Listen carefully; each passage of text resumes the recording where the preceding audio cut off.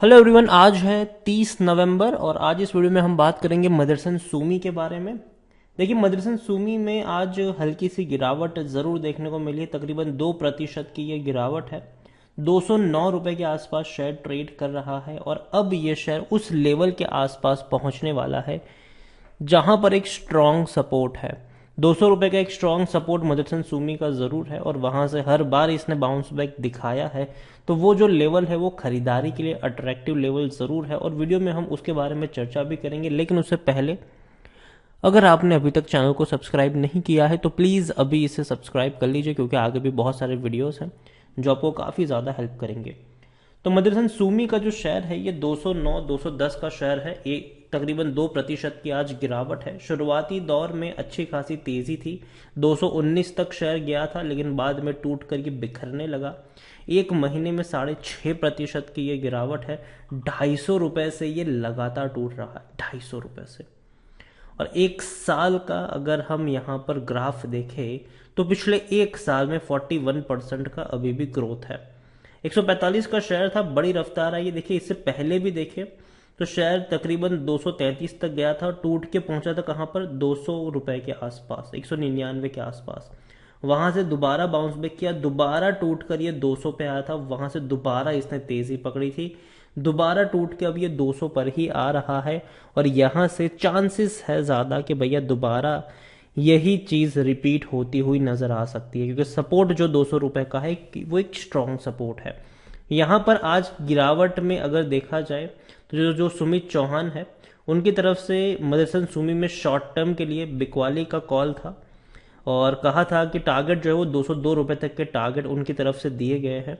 हालांकि ये जो चीज़ें होती है ये 3 से 4 दिन का ये टारगेट था, ठीक है, ये लॉन्ग टर्म का नहीं है। जबकि लॉन्ग टर्म का टारगेट एम की ग्लोबल का 300 रुपए का है। मदरसन सूमी में एम की ग्लोबल का ये कहना है कि भैया खरीदारी करो और 300 रुपए के टारगेट आपको फ्यूचर में देखने को मिल सकते हैं।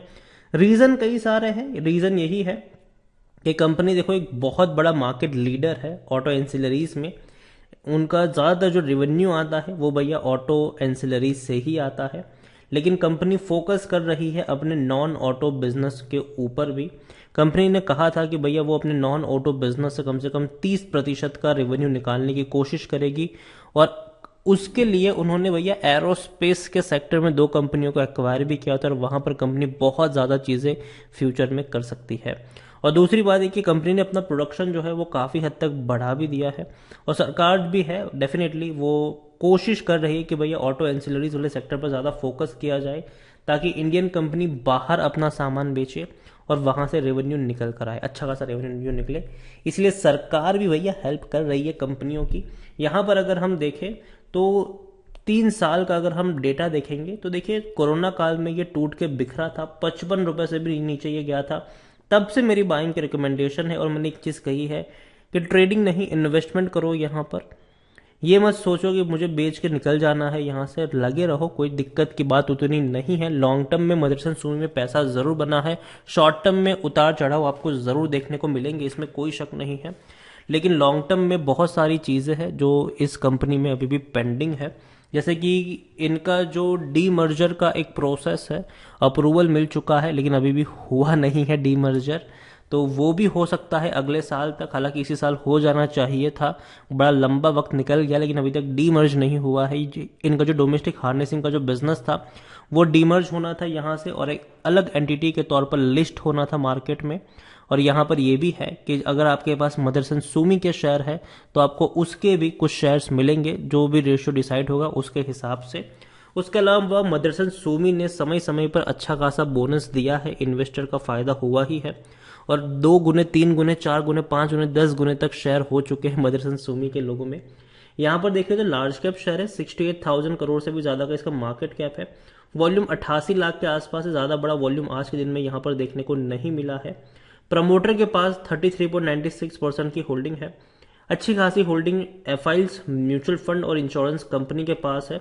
देखा जाए तो एफआईल्स और इंश्योरेंस कंपनी ने जितनी बिकवाली नहीं करी है उससे ज्यादा की खरीदारी यहाँ पर म्यूचुअल फंड के द्वारा देखने को मिली है। मतलब फंड हाउसेस खरीदारी तो कर रहे हैं यहाँ पर और एक बड़ी क्वांटिटी फंड हाउसेस यहाँ पर लेकर बैठे भी हैं। एक और चीज 155% का आपको 150% का आपको ये डिविडेंड पे कर रहा है, मतलब पर शेयर आपको ₹1.50 डिविडेंड के तौर पर मदरसन सुमी में मिल रहे हैं। हालांकि उतना अट्रैक्टिव डिविडेंड नहीं है, लेकिन फिर भी अच्छा डिविडेंड मैं मानूंगा इसको। सिर्फ 6% लोग ही है जो बेचने की बात कर रहे हैं, वरना सब लोग खरीदारी की, और खरीदारी करी है तो होल्ड करने की बात कर रहे हैं। और मेरा भी मानना है कि भैया ₹210 के नीचे शेयर मिल रहा है तो पहली चीज महंगा तो नहीं है।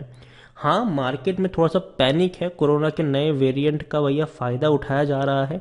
हालांकि इससे पहले भी जब डेल्टा वेरिएंट की जब आया था इंडिया में, तब अगर देखा जाए तो मार्केट में तब भी पैनिक था, लेकिन मार्केट कुछ दिन के लिए टूटा था, बाद में उससे ज्यादा का बाउंस बैक दिखाया था।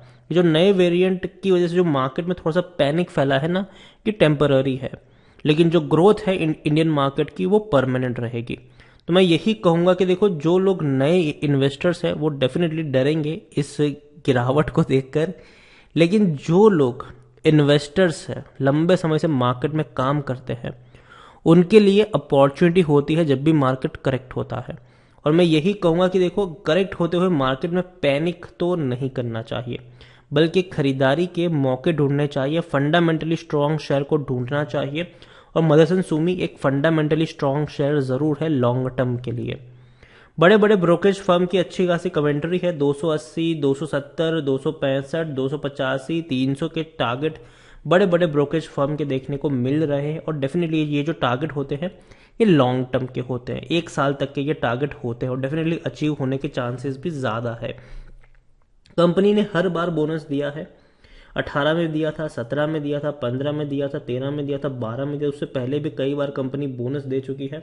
आपके शेयर 2 गुना, 3 गुना, 4 गुना, 5 गुना, 10 गुना, 100 मतलब 10 गुना तक हो चुके हैं यहाँ पर। इतना ही नहीं, कंपनी की मैं बात करूँ तो अच्छी खासी होल्डिंग प्रमोटर के पास तो है ही, लेकिन रेवेन्यू में भी थोड़ा सा जो डीप आया है वो भी अब आपको तेजी की तरफ जाता हुआ नजर जरूर आ सकता है आने वाले दिनों में। प्रॉफिट हालांकि इंक्रीजिंग मोड में है, हालांकि लिखा जाए तो अभी भी डिक्लाइन में ही है, लेकिन फिर भी आने वाले समय में कंपनी और ज्यादा प्रॉफिट क्लॉक कर सकती है अपनी नॉन ऑटो बिजनेस के जरिए। खरीदारी का अभी भी सही मौका है, क्योंकि शेयर ओवरबोर्ड जोन में नहीं है, करंट प्राइस अभी भी ज्यादा है इंस्ट्रिक वैल्यू से इतनी गिरावट के बावजूद। 65 का पी रेशियो है, जबकि सेक्टर पी अगर देखा जाए तो हालांकि यहाँ पे नेगेटिव में है, लेकिन वो एक्चुअली नेगेटिव में नहीं है, वो पॉजिटिव में ही है। 71% एनालिस्ट आपको खरीदारी करने की सलाह दे रही है, क्योंकि कंपनी लॉन्ग टर्म के लिए बेहतर है। हाँ, खरीदने का अभी भी सही मौका है, क्योंकि शेयर ओवरबोर्ड जोन में नहीं है, कोई भी रेड फ्लैग नजर नहीं आ रहा है। देखिए, मदरसन सुमी को लेकर मैं यही कहूंगा, ₹200 में मदरसन सुमी का शेयर महंगा तो मुझे नहीं लगता है। और याद रखिए, आप अगर बिकवाली करेंगे भी तो बड़े बड़े इन्वेस्टर्स खरीदारी करते रहेंगे आने वाले दिनों में। तो यही कहूंगा मदरसन सुमी को लेकर कि बने रहिए, यहाँ पर पैनिक करने की जरूरत नहीं है। इससे पहले भी शेयर टूटा है, लेकिन अच्छी खासी रिकवरी भी देखने को मिली है। जब भी ये टूटेगा खरीदारी के ही मौके होंगे यहाँ पर। और अगेन, पिछले साल जितने खराब हालात नहीं बनने वाले हैं, तो मेरे हिसाब से कोई मार्केट में उतनी ज्यादा पैनिक वाली सिचुएशन नहीं है, लेकिन मार्केट जितना करेक्ट होगा उतने खरीदारी के मौके बनेंगे। और फंडामेंटली स्ट्रांग शेयर को ऐसे वक्त में छोड़ना नहीं चाहिए। हाँ, जो रिस्की शेयर है वहां से अगर आप चाहे तो वाइंड अप कर सकते हैं, लेकिन जो फंडामेंटली स्ट्रांग शेयर है उसके साथ बने रहेंगे तो लॉन्ग टर्म में फायदा ही होगा। वीडियो को यहीं पे एंड करूंगा। पसंद आया हो तो लाइक करो, शेयर करो, चैनल पर अगर पहली बार आए तो प्लीज सब्सक्राइब करें। और मदरसन सुमी के बारे में आप क्या सोचते हैं वो भी आप मुझे कमेंट में लिखकर बता सकते हैं। Thank you.